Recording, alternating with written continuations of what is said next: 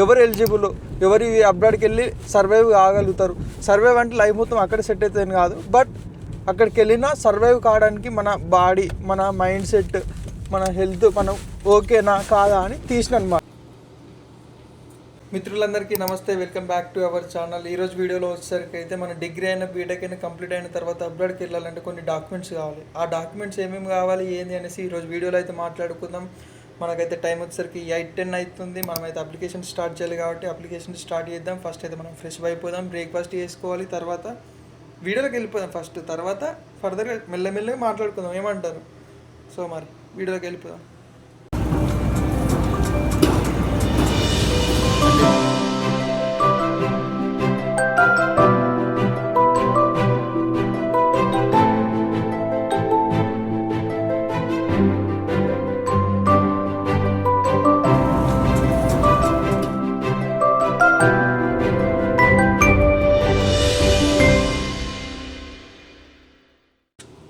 Snow అయితే నిన్నటి నుంచి పడుతూనే ఉంది. దాంట్లో విండ్స్ ఉన్నాయి, స్నో ఉంది, వర్షం పడింది, అన్నీ మిక్స్ కలిపి కొట్టింది. కార్స్ అయితే అసలు బయటికి వెళ్ళాలంటే కష్టం. ఎట్లుంది ఇప్పుడు అసలు స్నో. టైం వచ్చేసరికి 12:20 అవుతుంది. మన అప్లికేషన్లు వచ్చేసరికి 20 అయినాయి. అప్పటి నుంచి అప్లికేషన్లు వేస్తూనే ఉన్నా. పొద్దున ఎప్పుడు 9:30 నుంచేమో కూర్చున్నాను, వేస్తూనే ఉన్న అప్లికేషన్స్. అయినా కానీ 20 కంటే ఎక్కువ పోవట్లేదు అసలు. దీంట్లో ఒక 4 to 5 మళ్ళీ లింక్డ్నే ఉన్నాయి అప్లికేషన్స్. అప్లికేషన్లకే టైం అంతా పోతుంది చెప్పాలంటే. మనకు వచ్చేసరికి ఒక రిక్రూటర్ కాల్ వచ్చింది, అది కూడా బాట్ కాల్. ఫోన్ చేసి అలో అనగానే ఫస్ట్ వాళ్ళు చెప్తారు ఆమె వర్చువల్ రిక్రూటర్ అంటది. అబ్బా ఎందుకు చేస్తారో తెలియదు, ఎలాంటి రెస్పాన్స్ ఉండదు. అన్నీ కరెక్ట్ ఆన్సర్ చెప్పినా కానీ మళ్ళీ తర్వాత ఎలాంటి రెస్పాన్స్ ఏమి ఉండదు. అట్లా మీకు ఎవరికన్నా వచ్చిందా ఆన్సర్? అంటే మీరు రెస్పాన్స్ ఇచ్చిన తర్వాత మీకు ఎప్పుడైనా ఫోన్ చేసినట్టు అంటే నెక్స్ట్ స్టెప్కి ఫార్వర్డ్ అయితే కింద కామెంట్ చేయండి. ఎవరైనా చూసే వాళ్ళకి ఎవరికొకరికి అయితే యూజ్ అవుతుంది. నాకు కూడా యూజ్ అవుతుంది అనుకో, నేను కూడా చూస్తే. అంటే నెక్స్ట్ టైం నుంచి ఏమైనా కాల్స్ వచ్చినప్పుడు అది కూడా మాట్లాడతాను. టైం వచ్చేసరికి 2:07 అవుతుంది. మనకు ఆకలి అవుతుంది, ఇక ఎలుకలు పలిగెడుతున్నాయి. ఇప్పుడు లోపల ఏదైనా పడేయాలి, లేదనుకో మనకి ఎనర్జీ అంతా తగ్గిపోయింది. పొద్దున్న నుంచి 9:30 నుంచి కూర్చుంటే 41 అప్లికేషన్స్ వేసినాను అంతే. ఇంకా స్టిల్ ఇంకా చేస్తూనే ఉండాలి. ఈ లాంగ్ అప్లికేషన్కి చాలా టైం తీసుకుంటుంది. లింక్డ్ఇన్లో కూడా వేస్తున్నాను, బట్ దీంట్లోకి వెళ్ళి ఆ సైట్కి వెళ్ళి ఈ సైట్కి వెళ్ళి అన్ని అప్లికేషన్లు వేసేసరికి కొంచెం time taking process, but still running.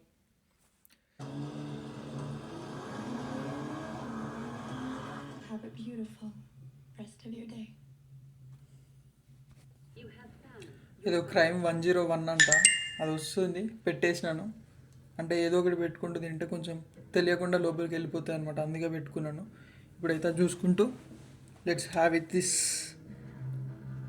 ఆలు క్యాప్సికమ్ 2 మిక్స్ కలిపి కర్రీ చేస్తే బాగుంటుంది. మీరు కూడా ట్రై చేయరు ఎప్పుడన్నా. ఫస్ట్ అయితే తిందాం. ఇప్పుడు మన వీడియోలో వచ్చేసరికి మెయిన్ టాపిక్ మాట్లాడుకుందాం. మెయిన్ టాపిక్ అంటే అందరికీ యూజ్ఫుల్ అయ్యేది, ఎవరైతే అబ్రాడ్ వద్దాం అనుకుంటారో వాళ్ళకి యూజ్ఫుల్ అవుతుంది అనమాట. దీంట్లో వచ్చేసరికి డాక్యుమెంట్స్ కంటే ముందు మనం ఎలిజిబుల్లా కాదా, అంటే మన బాడీ వర్కౌట్ అవుతుందా, మన మైండ్ సెట్ అవుతుందా కాదా అని కొంచెం డైరెక్ట్గా ఎక్స్ప్లెనేషన్ చేసిన అనమాట. అది ఒకసారి ఫస్ట్ పైన ఐ బటన్ పెడుతుంది, ఫస్ట్ ఆ వీడియో చూడండి.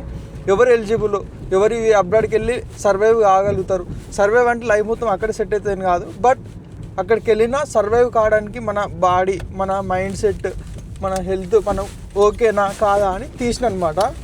ఇంకోటి వచ్చేసరికి డాక్యుమెంట్స్. ఈ డాక్యుమెంట్స్ గురించి మాట్లాడాలంటే 2 టైప్స్ చెప్పొచ్చు. కొందరేమో డిగ్రీ అయిపోయిన వాళ్ళు ఉంటారు, కొందరు స్టిల్ డిగ్రీ చేస్తున్న వాళ్ళు రావాలి అని ముందే ప్రాసెస్ స్టార్ట్ చేద్దామని ఉంటారనమాట. వీళ్ళ కోసం ఏంటంటే ఫస్ట్ డిగ్రీ ఎవరైతే ఇంకా కంప్లీట్ కాకుండా ఇప్పుడే పర్సూయింగ్ చేస్తూ కరెంట్లీ స్టడీయింగ్ ఎవరైతే ఉన్నారో వాళ్ళ డాక్యుమెంట్స్ చెప్తాను. ఏంటంటే ఫస్ట్ వచ్చేసరికి కామన్ థింగ్స్ అందరికీ passport, resume, SOP, financial documents, passport, ఇవన్నీ కామన్ థింగ్స్. ఇవన్నీ అందరికీ ఈక్వల్గా ఉంటాయి. బట్ సర్టిఫికేషన్స్కి వచ్చేసరికి లైక్ సర్టిఫికేట్స్ ఒకటి ఇప్పుడు లాస్ట్ సెమిస్టర్స్ చదువుతున్నారు అనుకోండి, లైక్ ఇప్పుడు డిగ్రీలో ఉన్న వారికి 3 years కదా, 3-2 సెమిస్టర్లో ఉన్నారు అంటే 3-1 సెమిస్టర్ వరకు వాళ్ళకి మెమోస్ వస్తాయి కదా. ఆ మెమోస్ వీళ్ళు తీసుకొని స్కాన్ చేసి అప్లోడ్ చేయాల్సి ఉంటుంది. ఒకవేళ వాళ్ళది కంప్లీట్ అయింది అనుకోండి, డిగ్రీ కంప్లీట్ అయితే వాళ్ళకి పీసీసీ సిఎంఎం ఒరిజినల్ డిగ్రీ ఉంటుంది అనమాట. ఒరిజినల్ డిగ్రీ ఎప్పుడు వస్తుంది అంటే మనం డిగ్రీ కంప్లీట్ అయిన తర్వాత మనం అప్లై చేసుకోవాలి.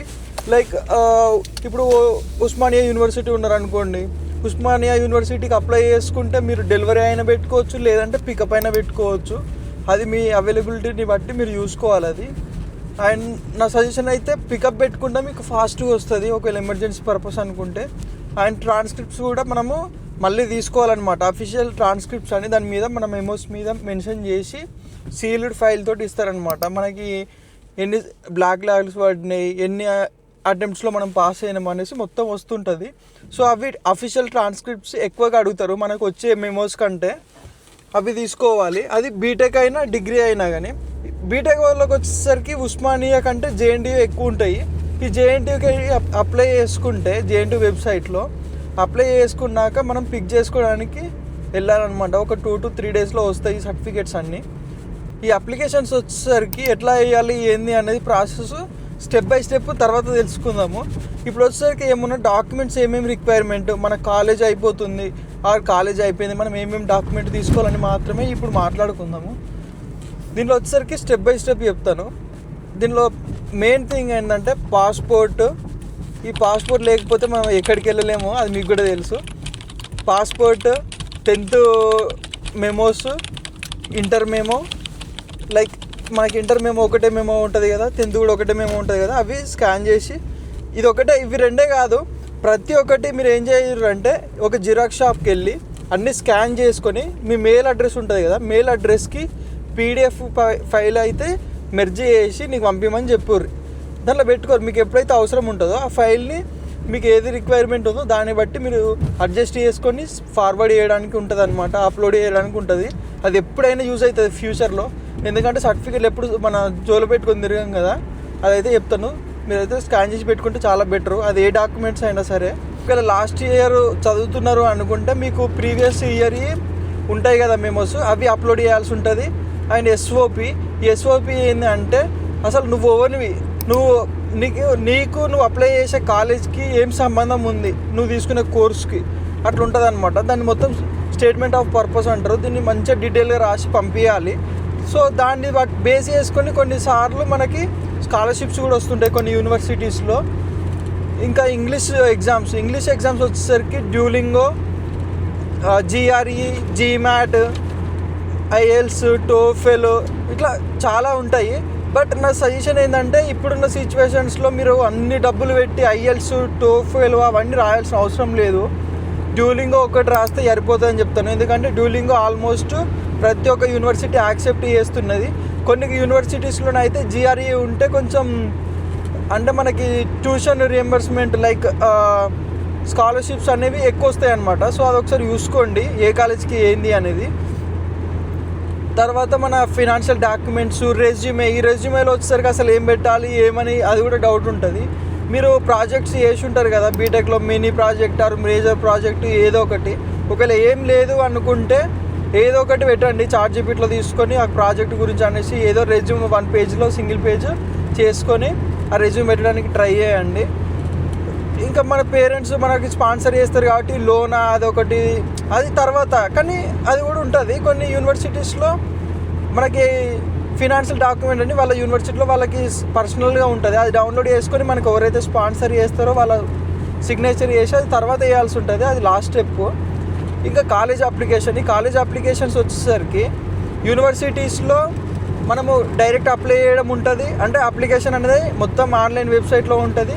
కొన్నిసార్లు వచ్చేసరికి ఒక పేపర్ డౌన్లోడ్ చేసుకొని వచ్చి దాంట్లో మొత్తం డీటెయిల్స్ ఫిల్ చేసి మళ్ళీ స్కాన్ చేసి మళ్ళీ అప్లోడ్ చేయాల్సి ఉంటుంది. సో ఇలాంటి చాలా ప్రాసెస్ ఉంటుంది అన్నమాట. ఇక నెక్స్ట్ ఈ డాక్యుమెంట్స్ అన్నీ మీరు ఒక 10 to 15 డాక్యుమెంట్స్ అయితే కంపల్సరీ. ఈ డాక్యుమెంట్స్ అన్నీ కూడా నేను డిస్ప్లే మీద వేస్తాను ఇక్కడ, మీరు కావాలంటే చూడరి, ఒక్కొక్కటి చెక్ చేసుకోండి. కింద డిస్క్రిప్షన్లో కూడా పెడతాను ఏమేమి డాక్యుమెంట్స్ కావాలి ఏంది అనేసి. ఒకవేళ మిస్ అయినవి ఉన్నా కానీ దాంట్లో అంటే దాన్ని చూసుకుంటే మీరు సెట్ అయిపోతారు కదా. సో అందుకోసమే కింద డిస్క్రిప్షన్లో పెడతాను. అవి మీరు నా డిస్క్రిప్షన్ ఓపెన్ చేయగానే పిన్ చేసి పెడతాను, దాన్ని క్లిక్ చేయండి. మీరు ఏమేమి డాక్యుమెంట్స్ కావాలి ఏమేమి తీసుకోవాలి అని అన్నీ ఉంటాయి. అండ్ ఇంకోటి నేను మర్చిపోయినాను, లెటర్ ఆఫ్ రికమెండేషన్. ఈ ఈ లెటర్ ఆఫ్ రికమెండేషన్ ఎందుకు అంటే ఈ స్టూడెంట్ నా సబ్జెక్ట్లో మంచిగానే ఉంటాడు, మంచిగానే నేర్చుకున్నాడు అనేది చాలా యూస్ఫుల్ అవుతుంది అనమాట. వీళ్ళైతే కంపల్సరీ లెటర్ ఆఫ్ రికమెండేషన్ అడుగుతారు. ఈ లెటర్ ఆఫ్ రికమెండేషన్ ఏంటంటే మనకు ప్రొఫెసర్స్ ఎవరైనా ఉంటారు కదా సబ్జెక్ట్ చెప్పిన వాళ్ళు, వాళ్ళ దగ్గర నుంచి మనము లెటర్ ఆఫ్ రికమెండేషన్ అనేది అయితే తీసుకోవాలి. ఈ లెటర్ ఆఫ్ రికమెండేషన్లో ఏముంటుందంటే మన ప్రొఫెసర్లో మెయిల్ ఐడి, ఫోన్ నెంబర్, వాళ్ళ ప్రొఫెషన్ అంటే ఏ అసిస్టెంట్ ప్రొఫెసరా లేదంటే అసోసియేట్ ప్రొఫెసరా అనేది దాంట్లో మెన్షన్ చేసి ఉంటుంది అనమాట. ఎప్పుడైతే వీళ్ళు అప్లోడ్ చేస్తారో వీళ్ళు ఆ రిఫరెన్స్ మనం ఎవరైతే ప్రొవైడ్ చేస్తామో వాళ్ళకి కాంటాక్ట్ ఆర్ మెయిల్ చేస్తారనమాట. వాళ్ళు అప్రూవ్ చేసిన తర్వాతనే మన అప్లికేషన్ అనేది ముందుకు వెళ్తుంది, అంటే ఫార్వర్డ్ వెళ్తుంది, లేదనుకో ఫార్వర్డ్ వెళ్ళదు.